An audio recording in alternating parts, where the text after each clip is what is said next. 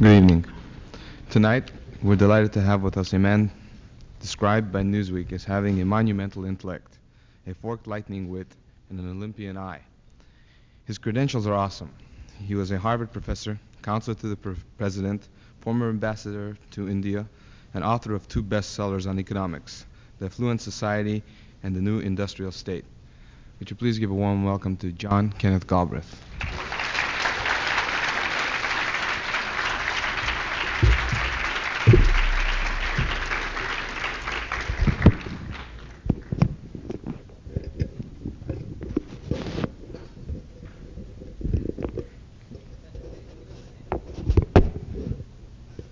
How's that?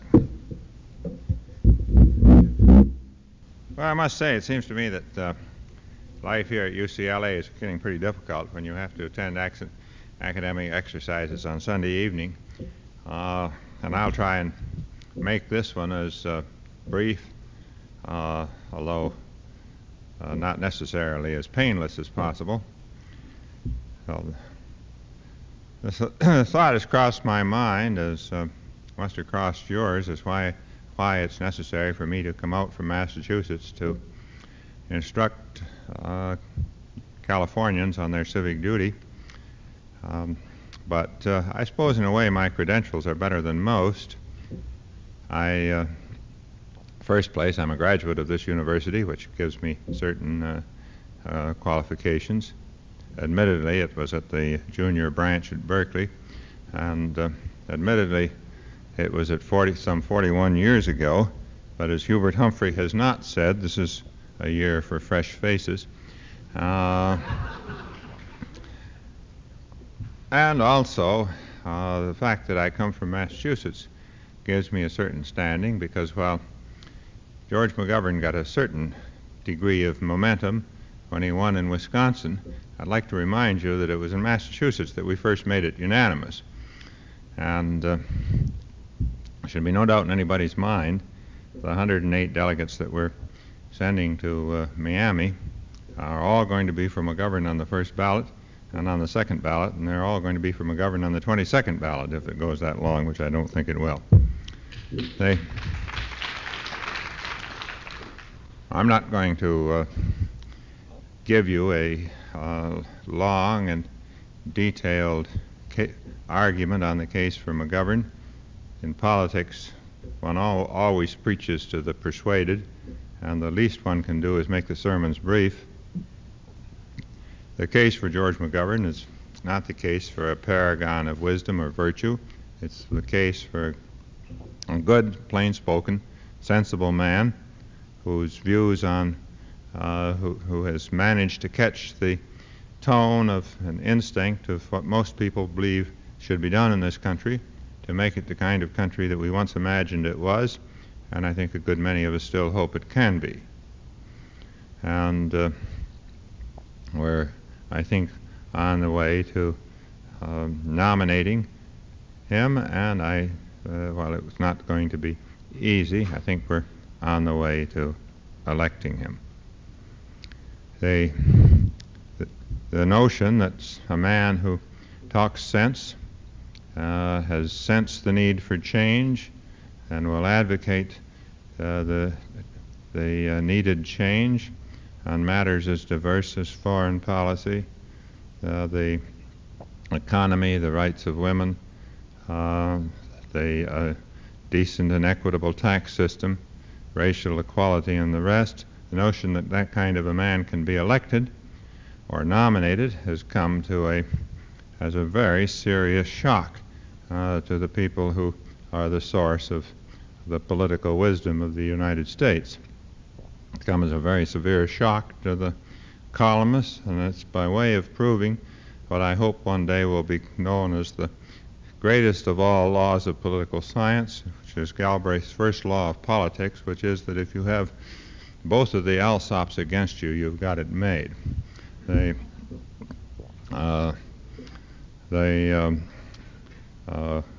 columnists, the people of admitted wisdom who have become to such an extraordinary degree the source of our political comment in the United States, are a relatively small group of Washington columnists who present themselves as liberals. They're in fact establishmentarian, and a great many of them very, very conservative. They get their information from the politicians who are also in Washington, listen to the political sages on the Capitol Hill, print what they hear from those people, from the politicians. The politicians then read it again and use that as their source of information. It is, I think it's fair to say, the only completely successful closed system for recycling garbage that has yet been devised. These are the people that have said, were saying all last year and all the year before that George McGovern couldn't make it, that he was a kind of nice man who had ideas that were much too radical for the American people and didn't add anything when he entered a room. We're, as I say, by way of proving him wrong. My own experience with McGovern, if I could be permitted a personal word, began somewhere in the neighborhood of 15 years ago when he was in charge. President Kennedy had put him in charge of the Food for Peace program. He was then just fresh from being 3 terms as a young congressman from South Dakota, where the growing of wheat, as I've often said, is halfway between an industry and an obsession, and there was far too much of it. He had the interesting notion that one should combine this vast capacity to grow wheat with the vast need of the hungry people of the world for food. He was willing to, there's a broad acceptance of the principle that people beyond our borders should be fed. George was also willing to advocate the much more subversive notion that hungry people in the United States should also be fed. That's against the free enterprise system, but he was willing to make that proposition, as well as the simpler one that the people of India, Pakistan, Egypt, and so forth should have access to the surplus bread grains that were available in the United States.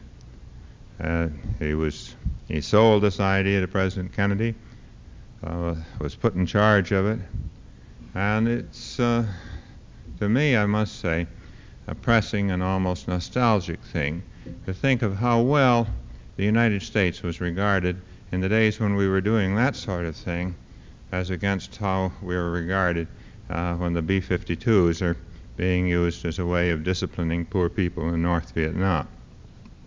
And George McGovern came to India on a rather extended tour in the spring of 1962 when I was there, and I have no hesitation in telling you that his reception was a hell of a lot better than was accorded Henry Kissinger last autumn. Incidentally, that business last year when the administration supported the Yahya Khan government against the people of Bangladesh was something new in the history of foreign policy. In the past, I think a good many of us have always imagined that there might on occasion be a conflict between morality and strategy. This is the first time in modern history that a government has managed to be opposed to both morality and strategy. It takes some doing.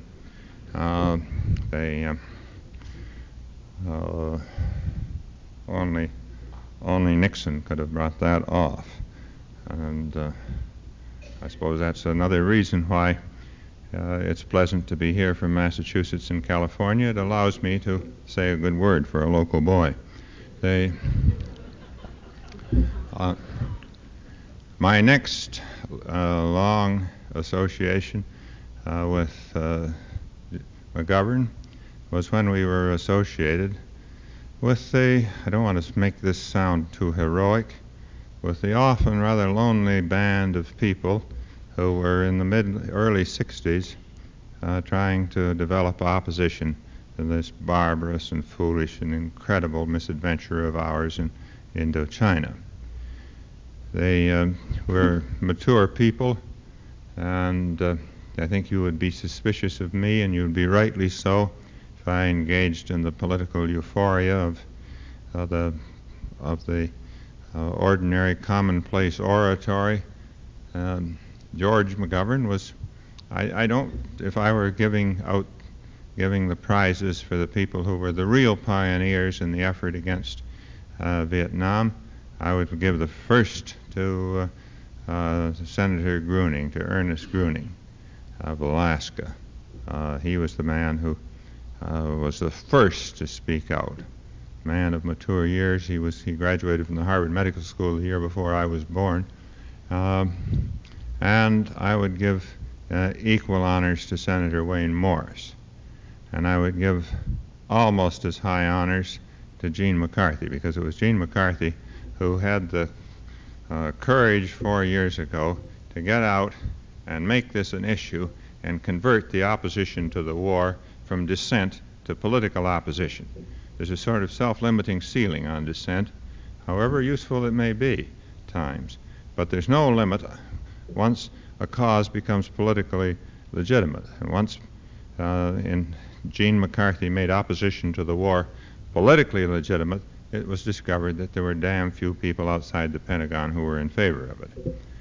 I think one would have to include those famous tax dropouts that John Connally gathered down at the ranch the other day and cheered the president when he talked about bombing, continuing the bombing of Hanoi and Haiphong.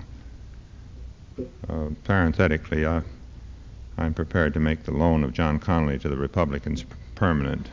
But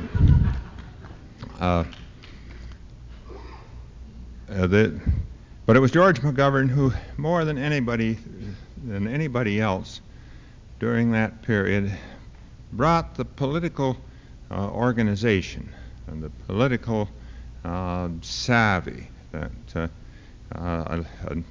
developed the issue, the points around which the opposition to the war coalesced.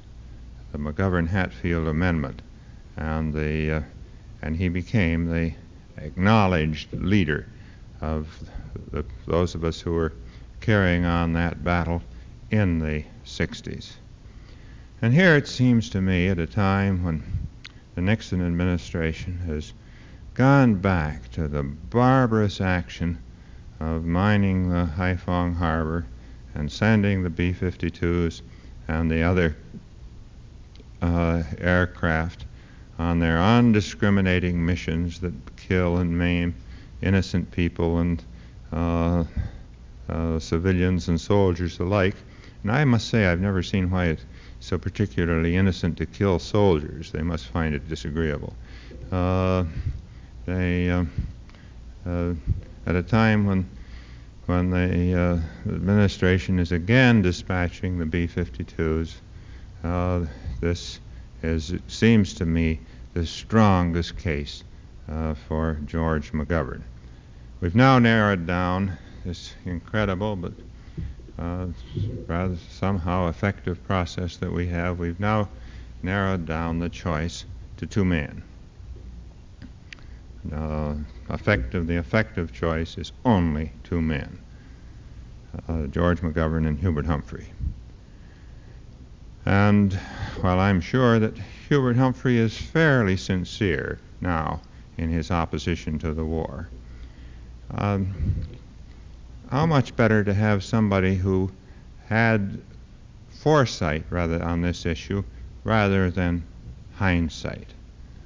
And I have to qualify this a little bit too, because the other day, 3 weeks ago, when Nixon first announced that he was again sending the bombers back to Hanoi and Haiphong and to North Vietnam, Senator Humphrey was asked on the Today Show what he thought of it. And the old fire horse instinct was still there. He said, "I think the president is doing the right thing." Well, then an hour later, his better instincts, or possibly his staff, prevailed, and he changed that into a rather bold denunciation of the president's action.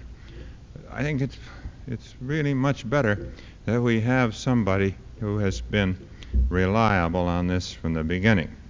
And those of us who are associated with trying to develop opposition to the war have not forgotten that 5 years ago one of the leading salesmen of this foolish war was Hubert Horatio Humphrey.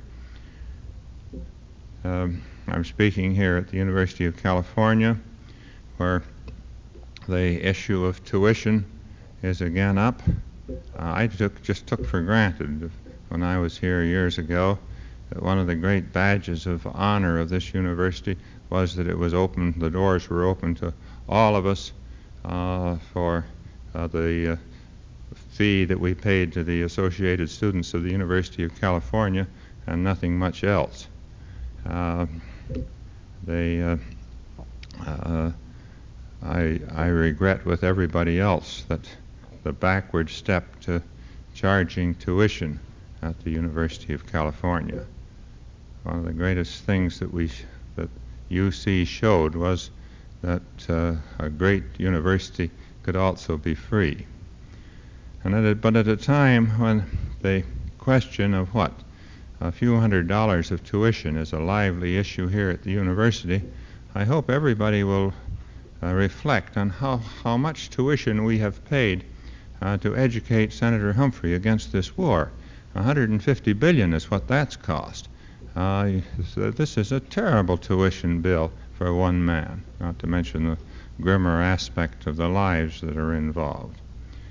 So, I would hope that, since I'm sure I don't need to persuade you, that you will engage in the continuing and strenuous effort to persuade others that we'll be safer in the future with somebody who foresees the danger of an excessively ambitious foreign policy, who sees the danger of the anti-communist syndrome in the third world, sees the danger of allowing the military to dominate our foreign policy, and sees it in advance rather than after the fact. There's another issue here, too, which is an important one. We're electing more than a president. President Kennedy, I remember when I used to occasionally go in to see him with some idea that I thought was important to the salvation of the Republic, would say, "Oh, I agree with you, Ken, but we'll never get the government to agree."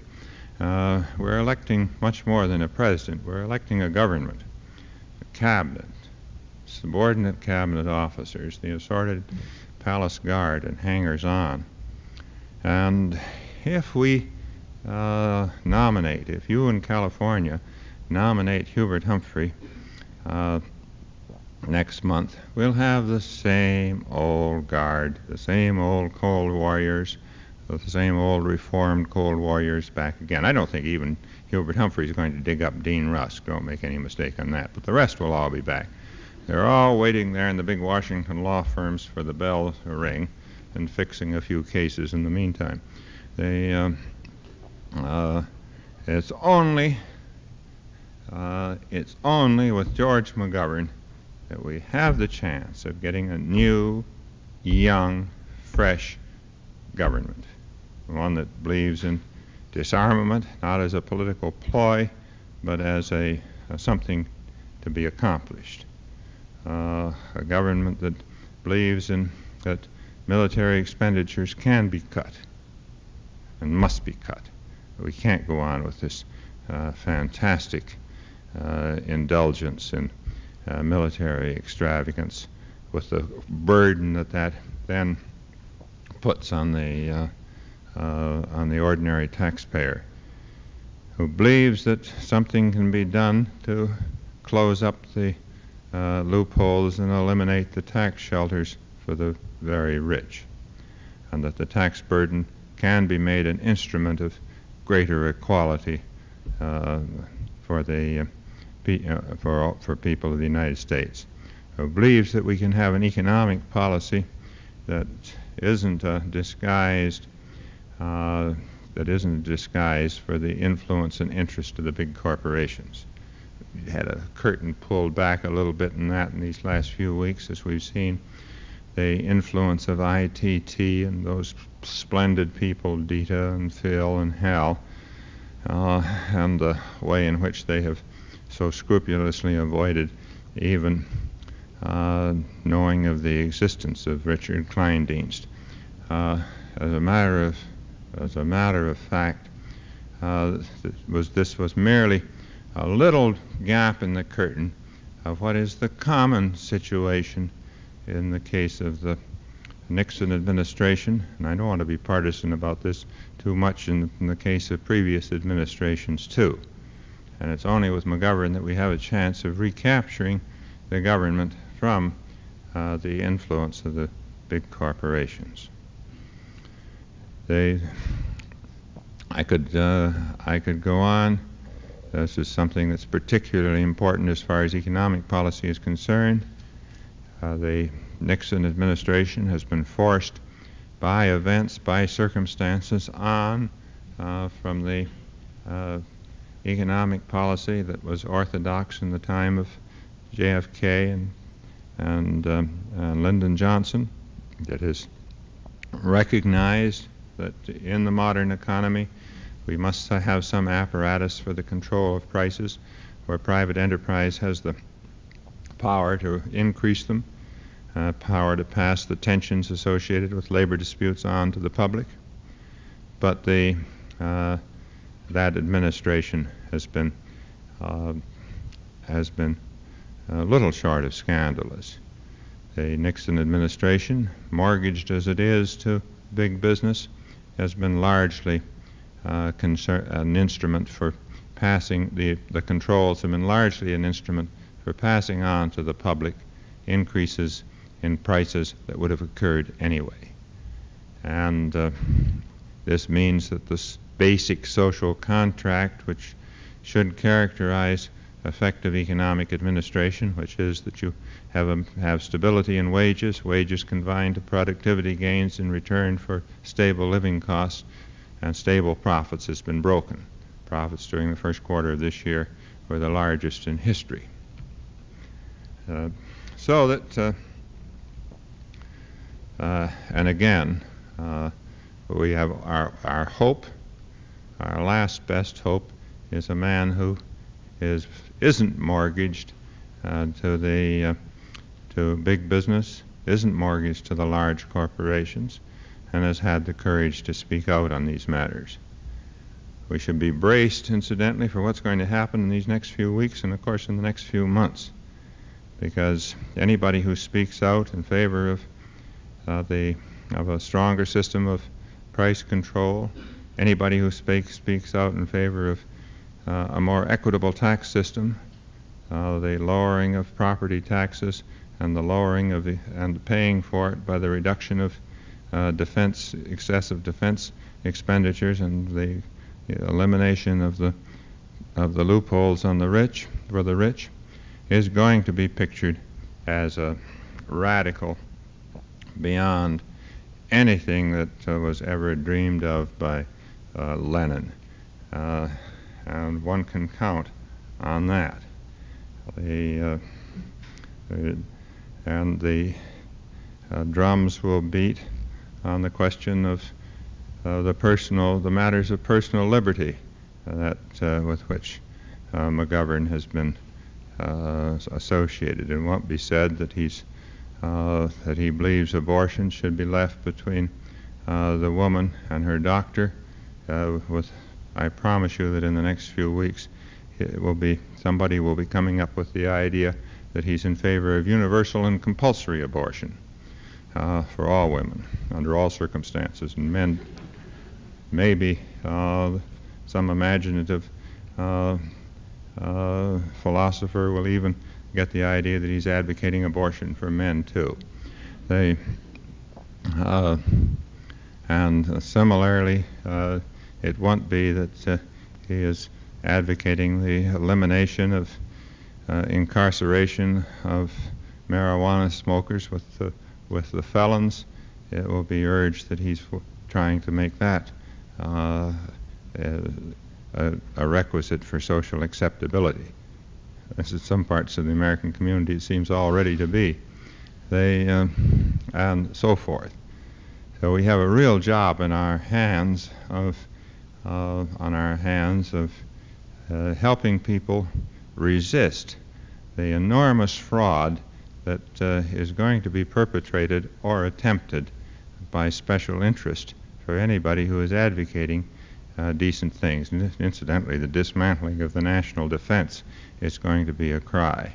Well, we have already Senator Humphrey implying that we should continue to spend for defense purposes in order to provide employment.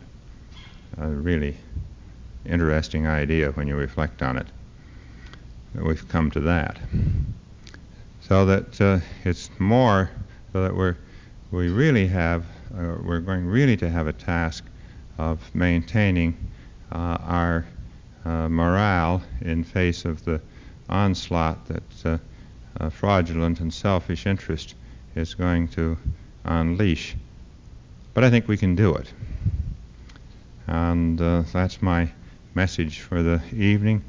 I'm told that, what I think is a rather sound tradition in the American scheme, that active political activity is controlled or is unlicensed within public buildings. But I'm advised that every one of you who is disposed to volunteer for McGovern and hasn't yet done so can find a welcome opportunity just down the stairs here. Our strength lies in the number and the imagination and the energy of our volunteers, and I plead with every one of you to stop and register for volunteer work as you get safely off these state-owned premises, as you pass out from under the aegis, the benign aegis of Governor Reagan. Those of you who are of my age here or approaching it, and whose energy no longer, with flat feet, other signs of senile decay, no longer allow you to go out and canvass, I plead with you to drop off any revenue you have with you as you go by, so that you can go home with a really righteous feeling of deprivation. Are there any questions?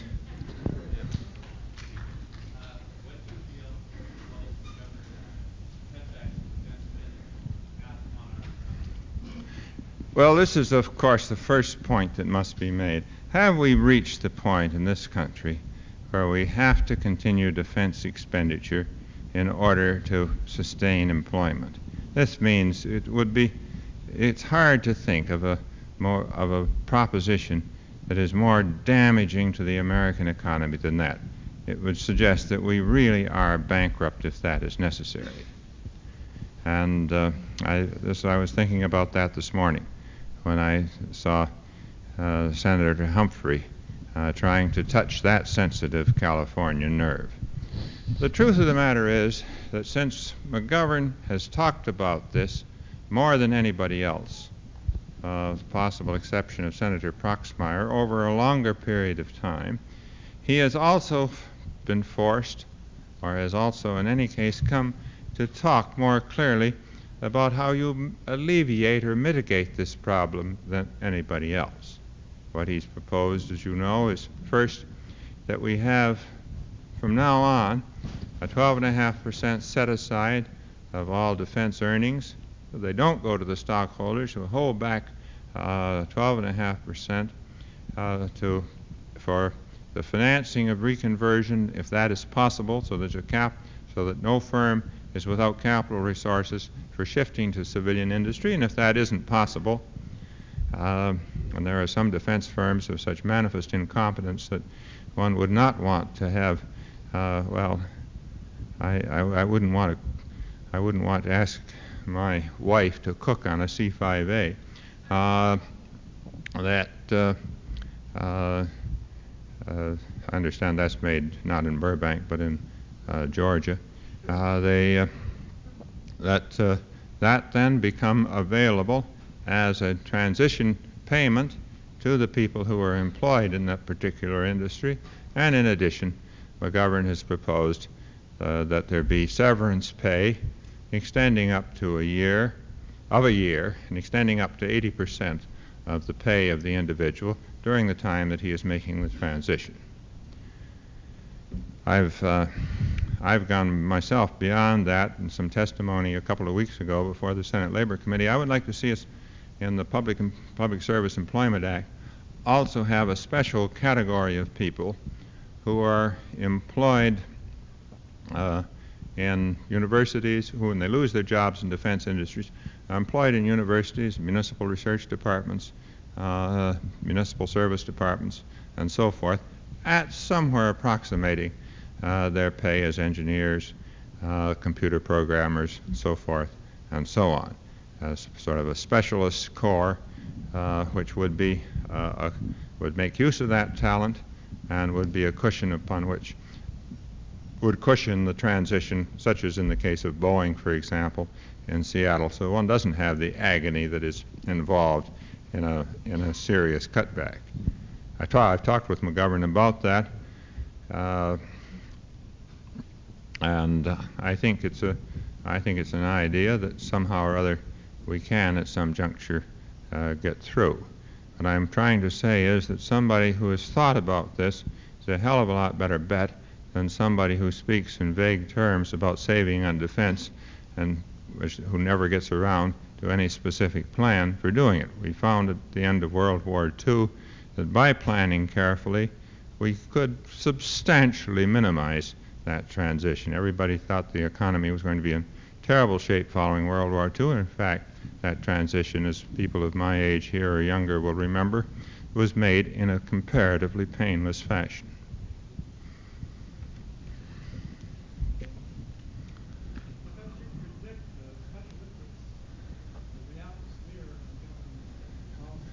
I beg your pardon?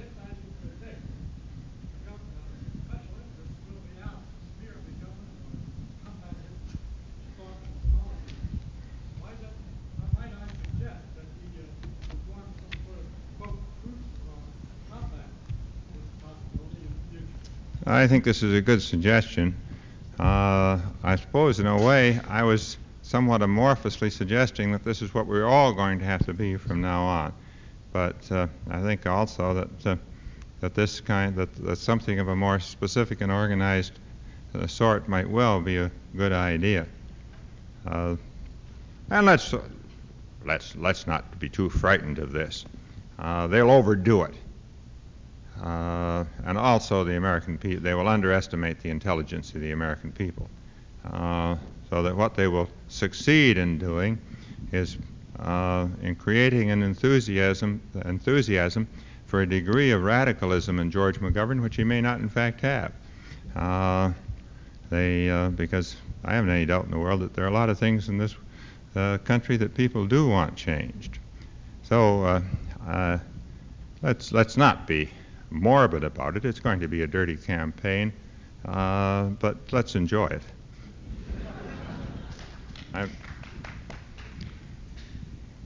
My first rule of politics is that anything the Alsops say that can't be so. The second one is that anybody that is shut up by fear of what Spiro Agnew says didn't have anything to say. First of all, I should introduce myself. I'm Mike McGraw from the Young Socialist Alliance and the Socialist Workers' Party, which is also running a presidential campaign. First thing I ought to show you, this is a publication that we put out called Everything You Always Wanted to Know About George McGovern. And it's really good, so everybody should stop by and check through it. Now, Mr. Galbraith has said that, he's preaching to the persuaded, and I agree. There's a lot of people here really persuaded for George McGovern. I don't have any hope of persuading you, but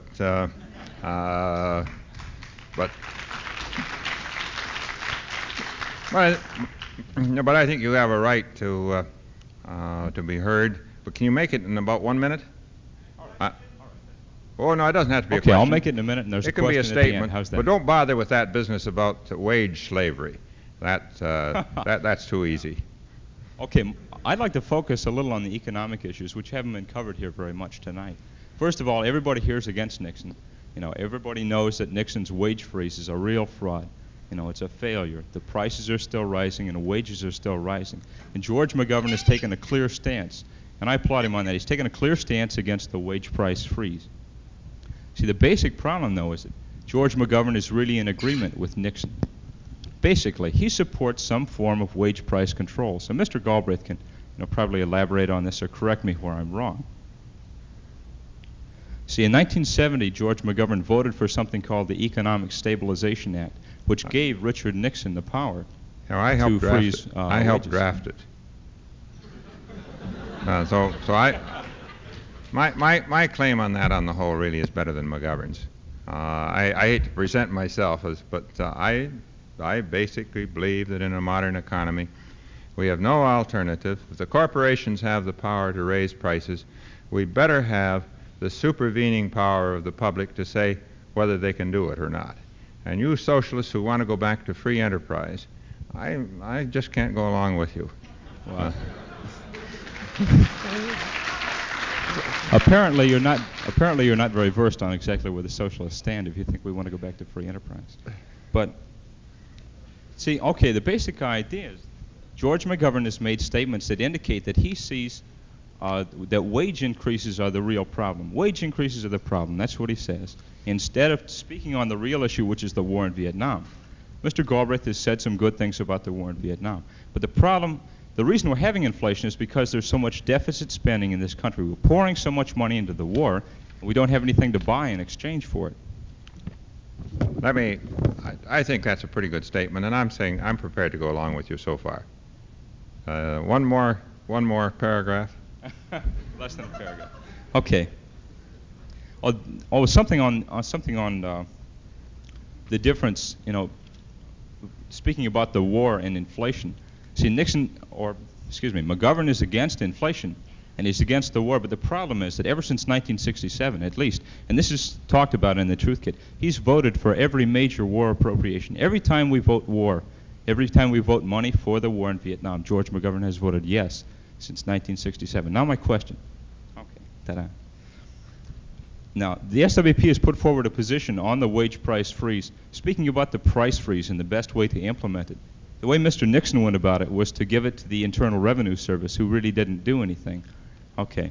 What the Socialist Workers' Party says is that the best way to monitor price increases and to see that they don't happen, to see that price rises are held down, is to set up community committees to monitor prices and then tie those committees together in a network across the nation, and that's the best way to monitor price increases. Now I'd like to ask Mr. Galbraith what he thinks about the Socialist Workers' Party position.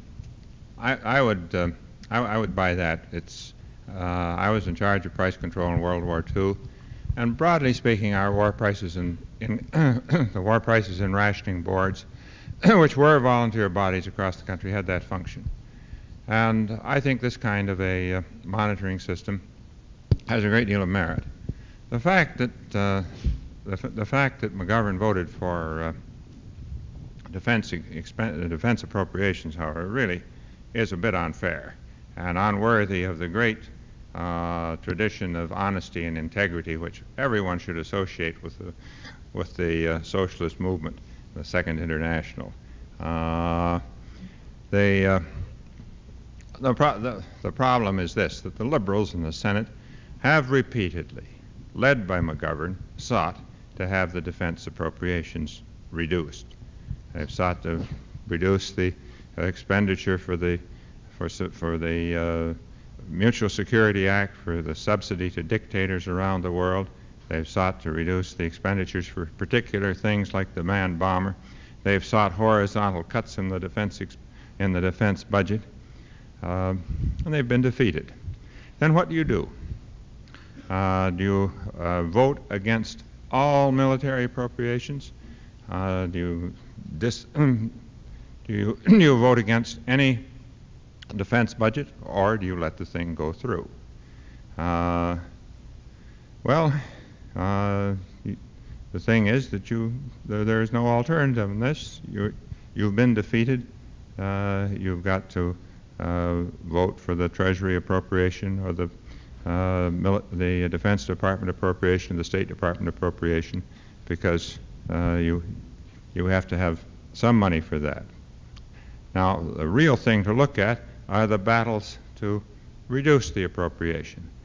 And there, although I venture that I might have to stand corrected, I don't think there is one of those efforts with which McGovern has not been associated where his vote hasn't been as my friend, I hope this is right, as my friend in the red jacket would have wanted it to be. So I plead with you to stay in the tradition of the best of of socialist debate, to which incidentally we are all very much indebted. My reference to your red jacket was purely for purposes of identification. Occurs to me that I could easily be charged with the earlier forms of McCarthyism. Do you know anything about McGovern's revenue sharing plan? And if you do, could you speak on it? I'm sorry, I didn't hear that. Do you know anything about McGovern's plans for revenue sharing? Revenue sharing with the states and local government. Yeah, this is, he has been basically behind he's been basically behind the idea, and basically behind those versions, which I must say I think is a very important point, would in principle bypass the states and make it go primarily to the cities, because that's where, of course, the money is needed. But also his basic or minimum income, his version of H.R. 1, which would provide the $1,000 minimum as the point of departure for families on relief or to families otherwise without income, is also an extremely important form of revenue sharing, because that federalizes the whole welfare problem, which means in turn that cities like New York, Los Angeles, and so forth can then use their resources for the municipal and urban housekeeping and don't have them drained away in very large part by the welfare load. Now I better go back to the back of the room. Way back, the lady in the red jacket. That's you. I was wondering if the government had plans to make corporations more responsive to public interest and pay their share. I'm not sure I get that question either. Would you repeat it? I was just wondering what McGovern's plan was to make corporations more responsive to the public interest and make them pay their share more. I hear you keep talking about tax reform, that this is what should be done, but how does he plan to do it? Well, you know, there isn't any magic formula on this. All one can do is hope that we get a president, hope to elect a president, which I think George McGovern is, who sees that there is a difference between the public interest and the corporate interest. One of the great mistakes, the tragedies of the last 25 years is that we've tended to identify the corporate or establishment interest in a wide variety of matters with the public interest. They're not the same. And we must have, if this system is going to work, we must have a president who differentiates the two, and we must increasingly have a legislature that increases the two. In some ways, I think the legislature, the Congress, is more important, because the Congress is more deeply more deeply in tune with the feelings of people, and should be the body that is responsive to the public interest as distinct from what IT&T wants to do. And this, of course, in turn means some very drastic reforms of the Congress, which has nothing really to do with this election, but which I would very much like to see. I would like to see two great reforms in the Congress. One, to get rid of the senility system, which means that the people who are the least responsive to, least in tune with what people want, have the most power in the committees. This is an outrageous way of running a country. And and the other thing that is almost equally essential is I would like to see a presumption. The presumption now is that if we send somebody to Washington for a term, he should stay there, or 2 terms. the presumption should be that a term or two is enough, and that anybody who has been there for more than 2 or 3 terms, unless he's shown himself to be spectacularly attuned to the public interest, has probably been poisoned by the Washington environment and should be brought back to the smog. I've got, working conditions here in California for an academician are by no means good. I've got 2 more speeches tonight, both of them to the rich, where I make the same speech, I must tell you. I appeal to them a little bit more strongly on their conscience where taxes are concerned. So let me take 1 or 2 more questions, and then will you, every one of you, promise to go down there and fill out those slips? Because it's absolutely outrageous that students here at UCLA should be less committed than Harvard students. I would be ashamed of you if that were the case. Yeah?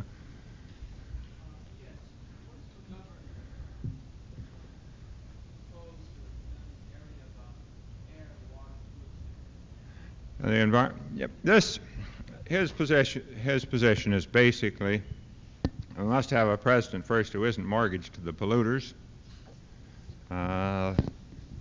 and that we must specify what business, large and small, because we have a good deal of pollution by small enterprise too.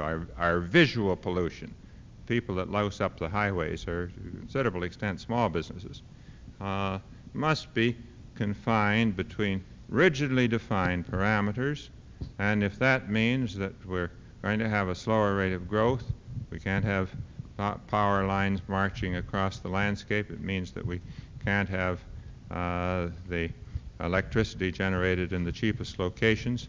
It means that we can't have throughways or freeways that are in the most efficient places. That's a price we must pay.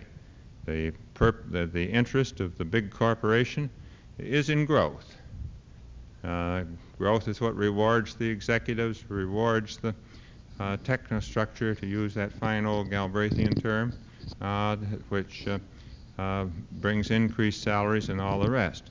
So long as we surrender to the argument that economic growth is the first priority, we'll surrender the concern for the environment.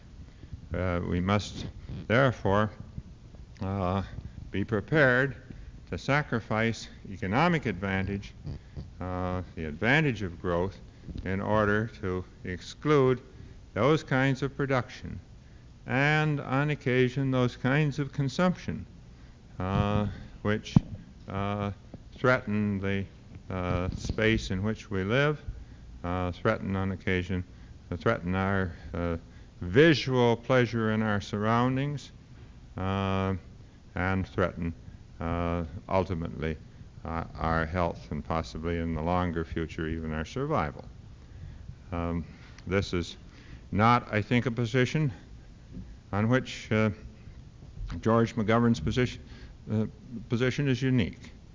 Those of us who live in New England have always had a good deal of reason to be grateful for the stand that Ed Muskie has taken on these matters. He's been a very good defender of the environment. As a matter of fact, I have to say that Senator Muskie was one of the most decent men that ever offered himself for the presidency. In some ways, he was the victim of his own decency. He's a man who likes to take a lot of time to make up his mind, which in university circles we consider to be a good thing. He's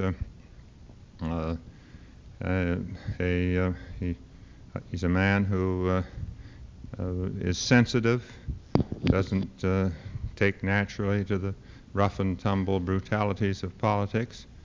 It's very, very hard for me to have any great pleasure over the disappearance of Senator Muskie from the race, although I hasten to say, a supporter of Senator McGovern from the beginning.